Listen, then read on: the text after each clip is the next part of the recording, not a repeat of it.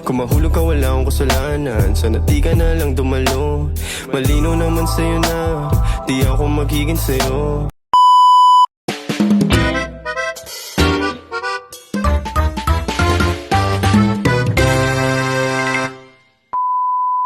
Bakit natatakot ka tumawid? Takot ako! Under Ordinance Number 7, Series of 2010, King of the Road. Prioridad ang kaligtasan ng mga pedestrians. Kaya obligadong 1. Huminto ng 5 segundo ang mga motorista bago ka tumawid. 2. Hindi dapat harangan ang pedestrian lane kahit traffic. 3. Magbigay ng right of way sa lahat ng tatawid o papatawid pala. Kung mapapansin nyo, hindi nila pwedeng takpan ang mga puting guhit, hindi sila pwedeng umusad kahit na traffic, at kailangan nila ibigay ang daan.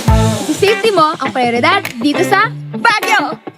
At kung hindi nila susundin, may kapalit.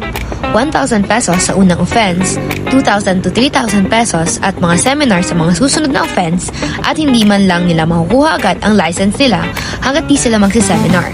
So, huwag kang matatakot tumawid basta't alam mo ang mga palatuntunin dito sa Baguio City and do it with courtesy. Sumisip na